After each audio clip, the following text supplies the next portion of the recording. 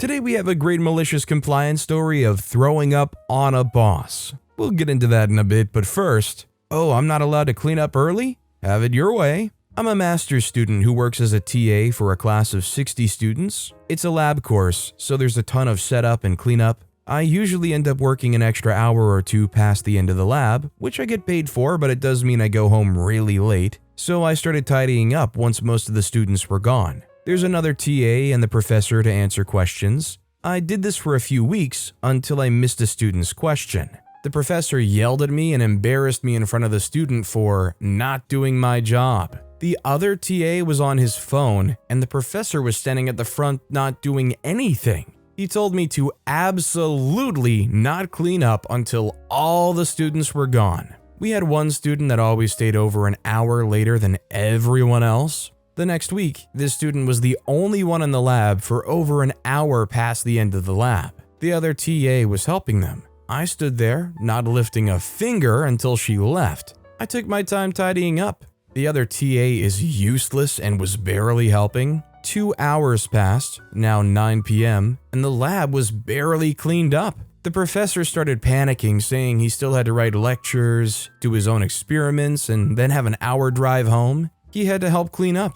I did the same thing the next week, and the professor went into a full-on panic attack. He told me that I could clean up early next week. I told him that unfortunately the extra hours I put into cleaning for the last 2 weeks used up all my hours for the semester, so I wouldn't be in. I heard that the next week was an absolute crap show, and the other TA complained that they were there until almost midnight. Edit, some people have been wondering why the other TA wasn't out of hours too. He might have been, but he slacked on reporting his hours all semester, so he was stuck there until the end. Also, the professor couldn't leave us in the lab alone, so he couldn't go do his experiments. And it is a biosafety level 2 lab, so he isn't allowed to bring his laptop in, can't work on lectures. He was stuck there until we were finished. Honestly, I love this story for the panic factor. The way OP lets it build up for this professor that they realize, oh no, oh my god, I'm gonna have to do this all myself. I just love almost straight up entitled people getting served a whopping dealing of that.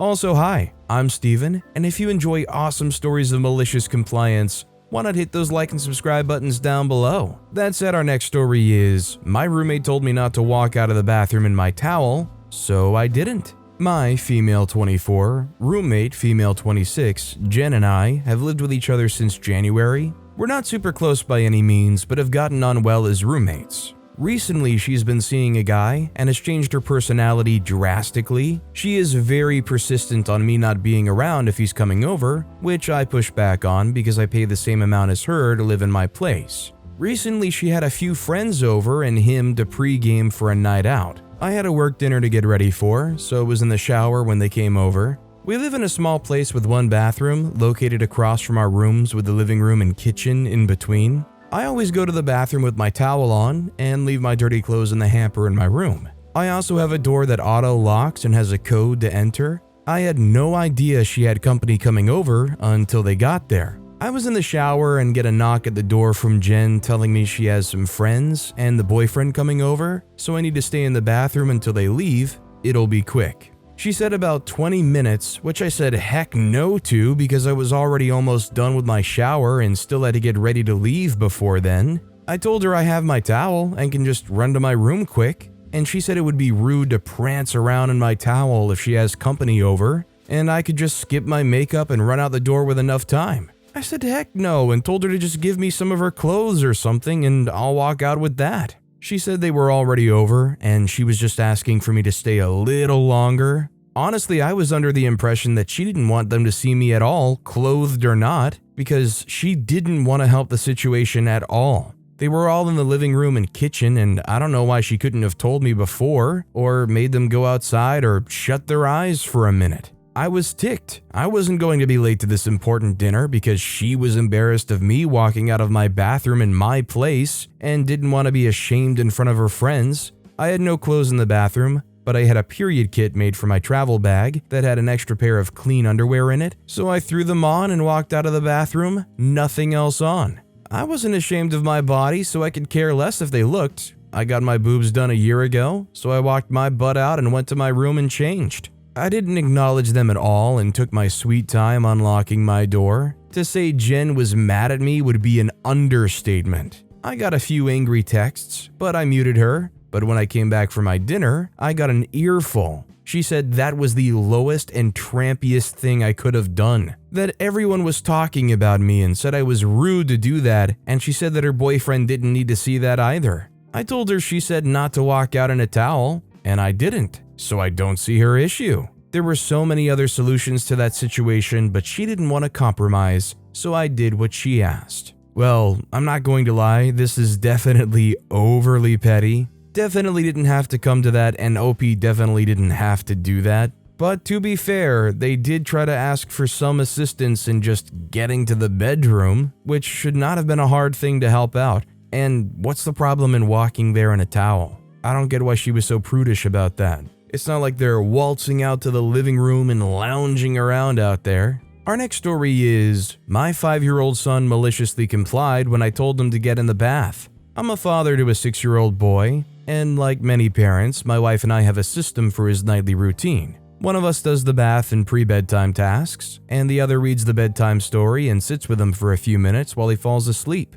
This particular story unfolds on a night about a year ago when he was 5. It was my turn to handle the bath and pre-bedtime routine. It was just another evening in our household. We had just finished our dinner and it was time for our son's bath. The process was always the same. He would pee, undress, and then hop into the bath. My son, being a typical 5-year-old, loved to stall any process that he could. On this particular evening, he was undressing at a pace that would make a sloth look speedy, all the while trying and failing to suppress his laughter. I had a pile of work waiting for me and my patience was wearing thin. I needed him to get in the bath so I could finish up my work for the day. He had managed to take off everything but his socks when I finally lost my patience. "Please just get in the bath," I pleaded, hoping to expedite the process. He looked at me, a mischievous glint in his eyes, and said, "Okay, if you say so." He then moved a step into the bath, pausing just long enough for me to notice that his socks were still on his feet. He was standing there, one foot on the bathroom floor, hands gripping the edge of the tub, and the other foot hovering just above the water. The pose was oddly reminiscent of a dog peeing on a fire hydrant. As I opened my mouth to point out his still socked feet, he plunged his foot into the water, quickly followed by the other. He stood there, both sock-clad feet soaking in the bathwater, looking up at me with the biggest grin on his face. I was dumbstruck for a moment before he said, "You told me to get in, so I got in." The absurdity of the situation hit us both at the same time, and we burst into laughter. I mean, honestly, hey, that's a pretty smart kid. And to be fair, this confirms everything I've been told about brain teasers and brain ticklers and whatnot. You know, all of those examples where if you ask an adult a certain question, they'll struggle to get the right answer, but if you ask a kid, they'll have the out-of-the-box correct answer in no time. That's that 5-year-old out-of-the-box thinking right there. Almost too literal but playful at the same time. Our next story is, clean the paint pots. Okay. In high school, I got a detention with the art teacher and had to stay behind after class for an hour, UK. Our punishment was to clean the 6-pot art palettes. They had been used and abused for years on end, each student putting in a new color of paint over the various other dried colors, until the recesses were almost non-existent. Clean these palettes was the assignment, so okay, that's what I did. The other students cleaned out the freshest, wettest paint and put them back by the handful. I went to town on the one palette, scraping and scrubbing and brushing for almost the full hour until the plastic was visible and the palette appeared brand new. The teacher came in after the hour to check on our progress and was shocked when they saw how clean my one was compared to the other students' 15. She did laugh though and took it all well and couldn't complain, as that was the assignment. I used that palette for the rest of my art class. You just know that this art palette that you spent all that time meticulously cleaning and scraping clean,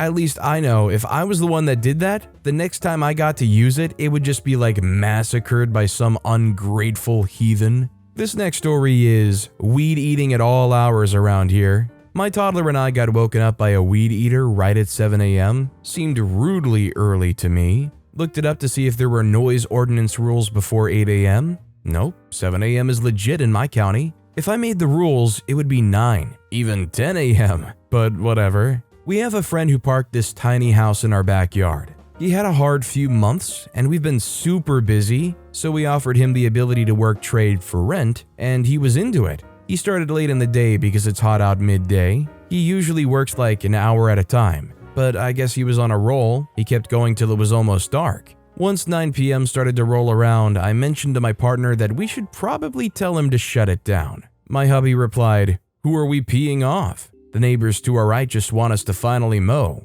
Kitty Corner revs his project car at all hours, so he probably doesn't care. That just leaves the lady directly across the street that woke us up the other day. We still had an hour before the sound ordinance. Not going to lie, I still feel a bit bad, but we were following the law.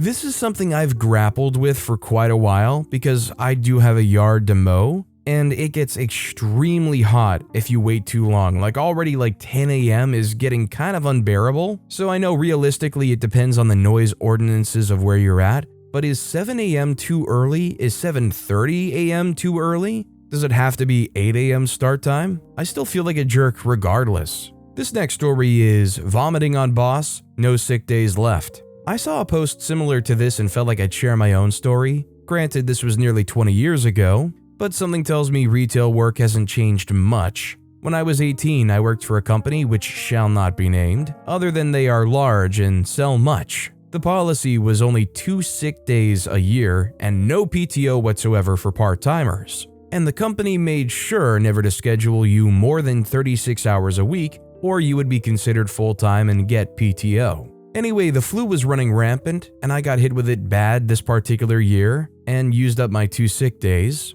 I called in sick on day 3 and was told if I did not come in, I would be written up.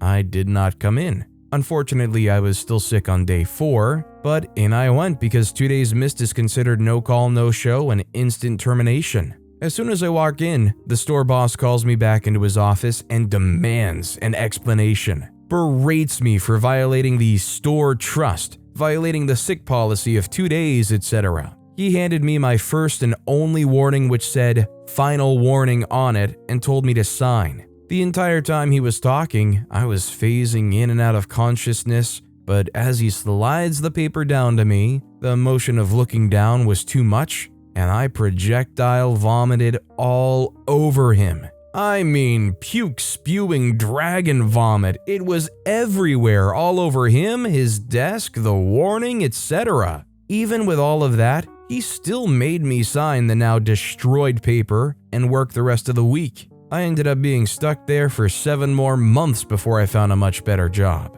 I don't think this is necessarily enforceable, but I'm assuming if you're in a position where you have to work that badly, you kind of just can't complain and have to deal with it regardless. It's just so sad to see people get taken advantage of when they're at their lowest like that and treated with no remorse. The manager had to be downright a robot. There's no empathy to be found. Our next story is, forbid me to have a bigger apartment so that my daughter can visit me. This obviously didn't happen in the US. Was told it would fit in here. This thing is about 13 years ago. I've always worked a lot in a social field. That's how I got the following story with the son of a friend of mine. He was in the process of getting his life under control. Own apartment again, registered at the job center, morning classes in the morning. His main problem was his ex-girlfriend. Together they had a daughter. In order to be able to have his daughter with him at the weekend, the youth welfare office asked for another room in his apartment. The job center refused the larger apartment since he lives alone.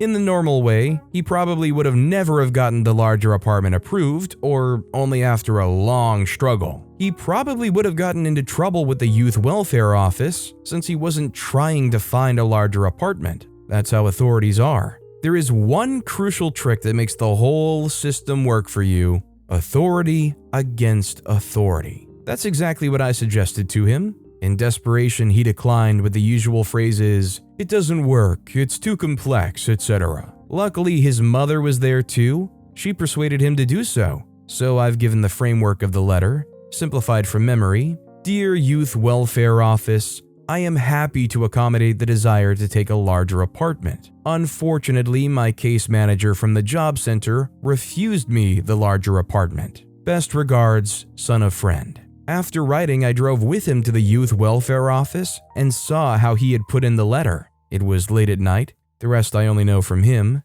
The next morning, he got a call from the job center that he could look for a bigger apartment. The letter of approval will come in the next few days. I would have loved to have attended the phone call from the youth welfare office to the job center. You know what's too blatantly obvious that screams this isn't American? The fact that there's all of these welfare services going on, the fact that the youth welfare office is willing to fight to make sure OP gets a larger apartment so they can live with their kid, well, that's not American at all. But with that being said, that's all the time we have for today. Now, if you want to hear another awesome malicious compliance story, check out that video on the left. Or if you missed my latest video, check out that video on the right. That said, I'll see you all next time with some more stories.